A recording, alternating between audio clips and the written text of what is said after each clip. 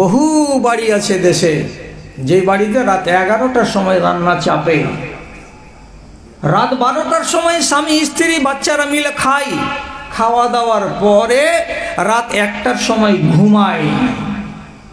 যদি ওকে জিজ্ঞেস করবেন, দিদিমণি এত রাত্রিতে ভাত চাপাচ্ছেন কেন, তো বলছে আমাদের মাস্টার বা আমাদের মানুষটা ও খাবেই না, ও তো রাত 10টা পর্যন্ত টিভি দেখবে, আর আমিও 2-3টা সিরিয়াল দেখি, ওগুলো সিরিয়াল না দেখে আমি অন্য কোনো কাজে যাই না, তো সিরিয়ালটি দেখতে আমারও ঘন্টা 1.5 ঘন্টা লেগে যায়। তো রুটিন করে সিরিয়াল দেখা আর রুটিন করে টিভি দেখা আর নাচ আর গান দেখা আর রাতটাকে ডিলে করে দিয়ে রাত 11টার সময় রান্না চাপিয়ে 12টার সময় খেয়ে 12:30টার সময় ঘুমানো, এই লোকটা একে গ্যারান্টি দিয়ে বলছি এই মানুষটা জীবনে কোনো দিন 3:45 রাতে জাগতে পারবে না, আর 4:15 রাতের সময় ফজরের জামাত ধরতে পারবে না।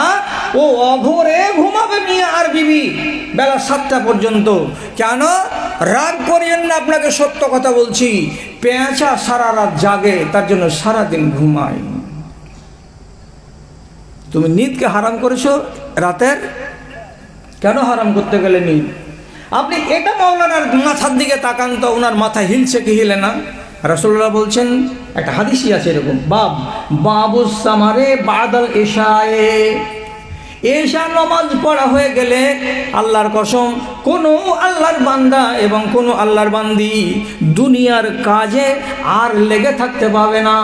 যদি দিনের কাজ হয়, যদি বসে বসে কোনো মাওলানার ক্যাসেট শুনে বা সিডিতে লাগিয়ে দিয়ে ওয়াজ শুনে তো শোনা যাবে, আর তাছাড়া যদি অন্য কোনো কাজ হয় যেটা দুনিয়ার কাজ, এটা দিনের কাজ নয়, তাহলে পরে এশা নামাজের পরে এগুলো মোটেই করা যাবে না, মোটেই করা যাবে না।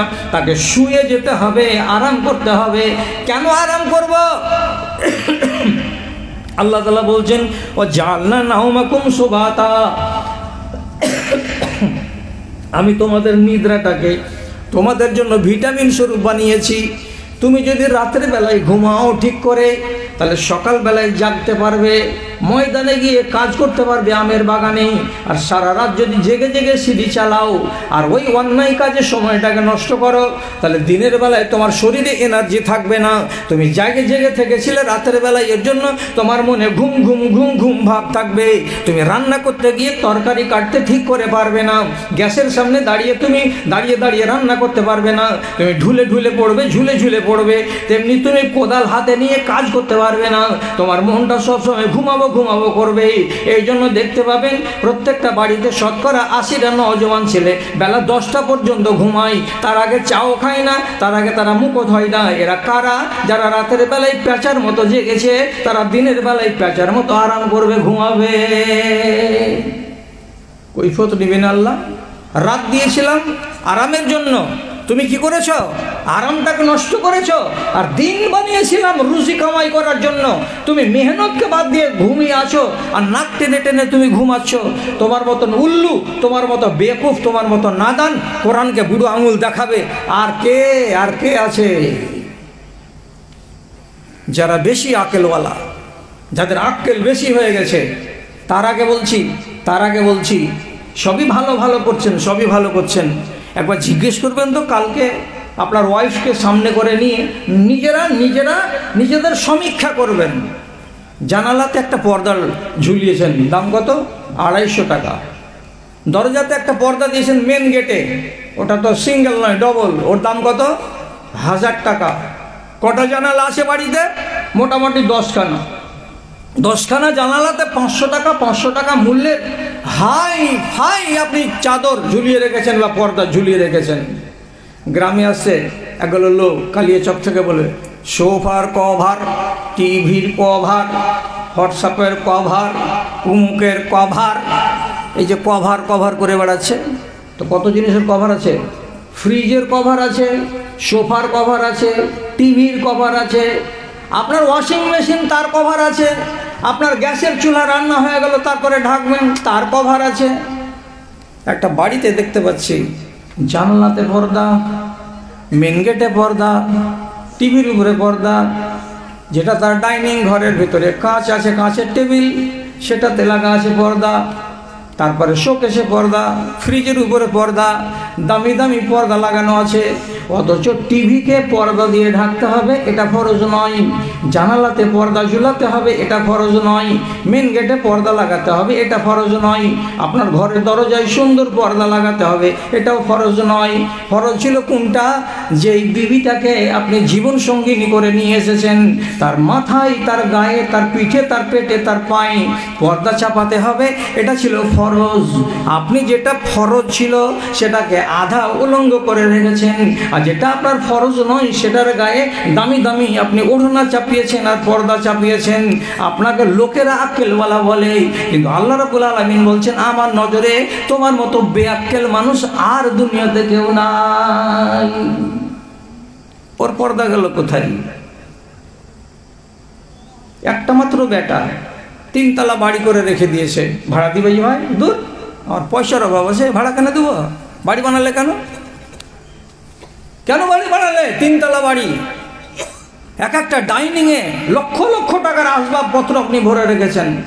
হ্যাঁ, আপনি বলবেন মৌলবীটা বুড়াতিকালে বাজে বাজে কথা বলতে লাগলো। আমি যদি একটা বাজে কথা বলি, চিরপুর দেন, আমি নেমে যাব। কোরআন মাজিদে রব্বুল আলামিন বলছেন, মৌলানা আব্দুল কুদ্দুস সাহেবকে মাথা নাড়াতে হবে এইবার। আমি ঠিক বলছি না বেঠিক বলছি? আল্লাহ তাআলা বলছেন, তাত্তাখিজুনা মাসানিআ লাআল্লাকুম তাখলুদুন। যেখানে সেখানে রোডের কিনারায় একটা বাড়ি নয়, 2টা বাড়ি নয়, 3টা 4টা করে বাড়ি বানিয়ে দিচ্ছ। 1 তলা নয়, 2 তলা নয়, 3 তলা করে বাড়ি বানিয়ে দিচ্ছ। লাআল্লাকুম তাখলুদুন। তোমার বাড়িগুলো বানানো দেখে মনে হচ্ছে তুমি মরবা না, তুমি অনাদি কাল ধরে বেঁচে থাকবে। এই জন্য তুমি ঠাট আর বাটে এত বাড়ি বানিয়েছো। তোমার নামে আল্লাহ তাআলা মরণ লেখে নাই, লেখেনি মরণ, এই জন্য এত বাড়াবাড়ি। আল্লাহু আকবার। যদি মরণ বলে স্মরণ না হয় তো বেশি বলে কি লাভ হবে? দিলে আপনার আল্লাহ তাআলা মোহর মেরে দিয়েছে। আল্লাহকে ভুলে গেলে আল্লাহ তাআলা বলছেন, ওয়ালা তাকুনু কাল্লাযিনা নাসুল্লাহ ফাআনসাহুম আনফুসাহুম উলাইকা হুমুল ফাসিকুন। আল্লাহকে ভুলে গেলে আল্লাহ আযাব দিবে কি? আপনি নিজেকে বলে আর মনে রাখতে পারবেন না, আপনি নিজেকে ভুলে যাবেন। তা আমি নিজেকে ভুলে যাব মানে কি? যে কোনো হারাম কাজ করতে যাবেন, আপনাকে হারাম মনে হবে না। যে কোনো কাজ যেটা আল্লাহ তাআলা নিষেধ করেছেন, নিষেধ কাজ করতে গিয়ে আপনার মনই বলবে না যেটা নিষেধ, সব মনে হবে যেটা ঠিক। আমি যেটা করছি এটা ঠিক। কেন? আপনি আল্লাহকে ভুলিয়ে দিয়েছেন, আযাব দিল আল্লাহ কি? আপনি নিজের আত্মাকে বলে ভুলে যাবেন। কেউ মনে রাখবে না হারাম বলে, আর কেউ মনে রাখবে না নাজায়েজ বলে। যখনই খেয়ালে আসবে যেটা সেটাই করে চলে যাবে। বাস্তবিক ভাইজান, কি দিয়ে আপনাকে বুঝাবো? মরণ বলে স্মরণ হয় না তো? একবার চুপচাপ রাত্রি 10টার সময় যখন লোক ঘুমিয়ে যাবে, তখন মসজিদের ঘরে যেয়ে একটা যে স্টিলের তৈরি করা লম্বা জিনিসখানটা আছে, ওইটা কি খাটলি না? খাটলির ঢাকনাটাকে উঠিয়ে একবার শুয়ে দেখেন। আর যদি একজন কাউকে সাথে করে নিয়ে যান, তোকে বলবেন, মহিদুর উপরের ঢাকনাটা চাপিয়ে দিতে রে, দেখি কেমন লাগে। ওই খাটলিতে একবার শুয়ে দেখেন শ্বাস চলা অবস্থাতে, আর ওর উপরে ঢাকনাটাকে চাপিয়ে দেখেন। যেমনি ঢাকনা চাপাবে আগেই আপনি কবেন, মহিদুর পালাইস না রে, পালাইস না রে, থাম রে। মানে কি? তুই পালিয়ে গেলে আমার বিপদ হয়ে যাবে। 3 মিনিট হবে না, ওকে এমন ওর শ্বাস রোধ হতে লাগবে, আর এমন ওর ভেতরটা আকুলি বিকুলি শুরু করে দেবে, আর দিয়ে বলবে, হে বের হ, বের হ, বের বের কার বের কর জলদি। সুবহানাল্লাহ, এ কি জিনিস গো, এ কি জিনিস গো।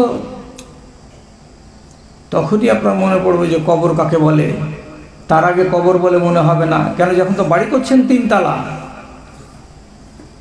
কতটা আপনার মর্যাদা আছে এটার একটাই পরিচয়, আপনার বাপের কবর আপনার ছেলেকে চিনিয়ে দিতে পারবেন।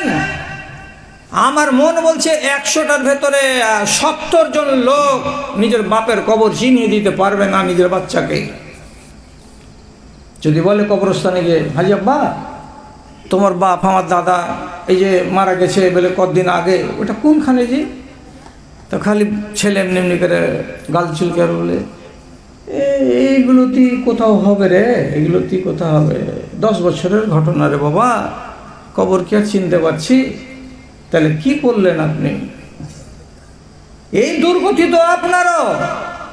এত সুন্দর বাড়ি করলেন, গাড়ি করলেন, আর এত ঠাট বাট করলেন, আর টাইলস বসালেন, আর ঝর্ণা বসালেন, আর কত ইংরেজি পায়খানা বসালেন, আর ভারতীয় পায়খানা লাগালেন, আর কলিং বেল দিলেন গেটে, শানদার শানদার, আর দিয়ে বাড়ি করলেন। করার পরে হঠাৎ যেমনি 50 বছর পার হয়ে 60 চলে আসছে, তখন থেকে দুনিয়া আর ভালো লাগে না, দুনিয়া আর ভালো লাগে না।